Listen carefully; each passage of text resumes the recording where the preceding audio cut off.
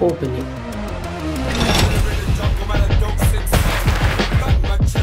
Please.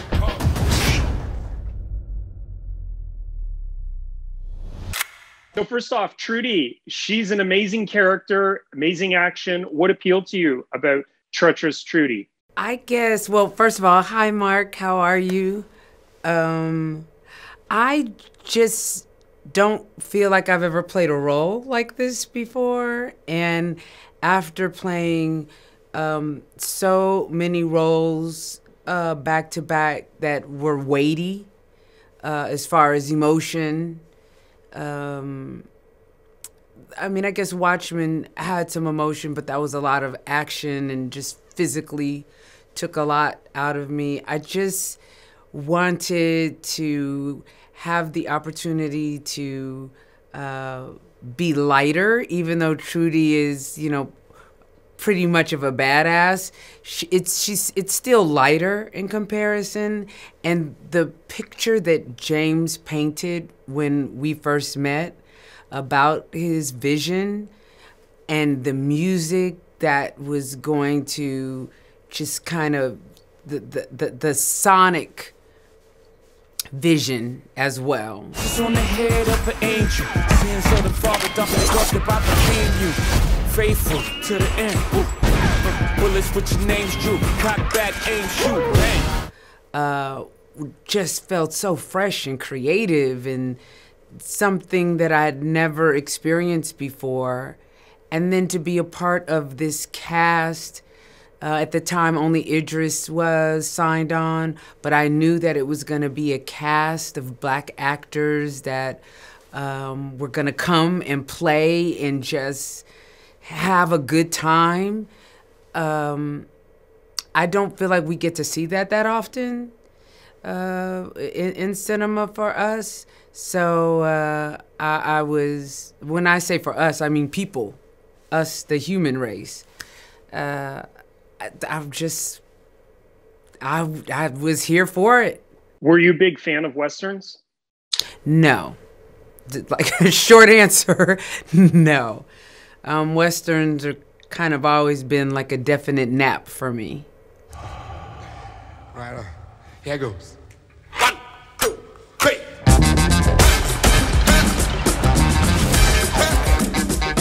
This, you know, the Western genre has been around for so long. Harder They Fall, though, adds like layers to it in terms of its style, its aesthetic, but also culturally. So tell us a little bit about how this movie sort of like twists that genre and takes it in a brand new direction.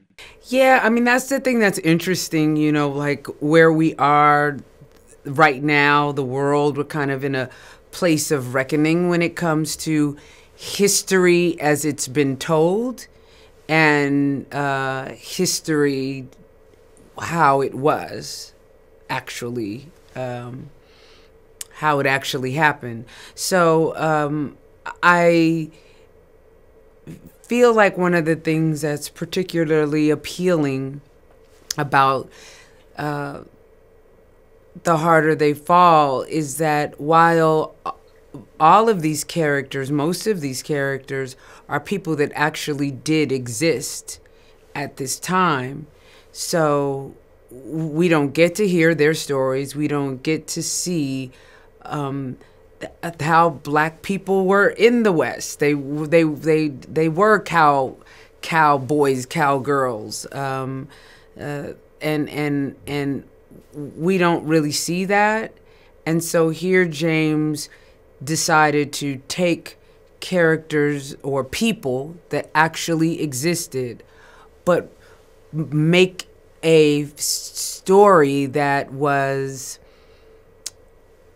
fantasy, if you will. Well, what was your takeaway in researching some of these characters? Well, I think I had a little more space to play because there aren't really images of Trudy Smith, Gertrude Smith. A new day is dawning. Slow. There's information about who she was. She was a thief. and she was could protect herself. That's what we'll say. Had no problem with that. Where is who? Your boss. My boss. Clearly, you don't know me. So I had the opportunity to be able to sit down with James and kind of create together where she may have been from, you know, and we kind of felt like she was a nomad.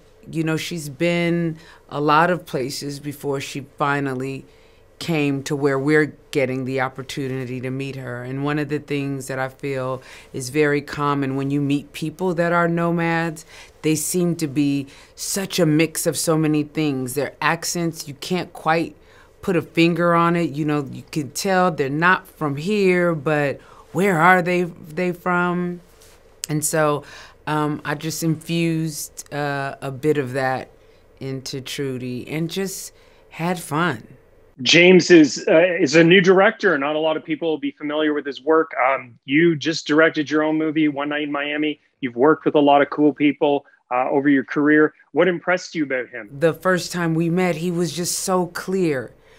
His vision was so clear. He knew this story. He dreamt, ate, slept this story. And I just... While I'm a person that not the hugest fan of Westerns, by the time we finished our initial call, I was like, well, maybe I need to go back and watch a Western. I don't particularly enjoy violence. That being said, you are currently in company of extremely violent individuals. Jump, mother. How have you approached your career in the last few years? Because it's just an amazing run. Well, thank you. I think it's even before these last few years. I just think it's the way I've been lucky enough to navigate prior to these most recent years.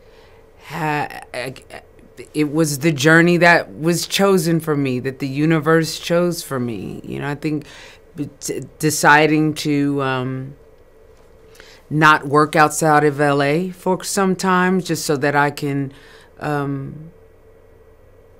be with my son. I don't want anyone else to raise my son, or I didn't want to take my son out of school and homeschool him as I traveled. So I really think making decisions like that were exactly what they were supposed to be for when the moment came. You know, they say luck is where preparation meets opportunity.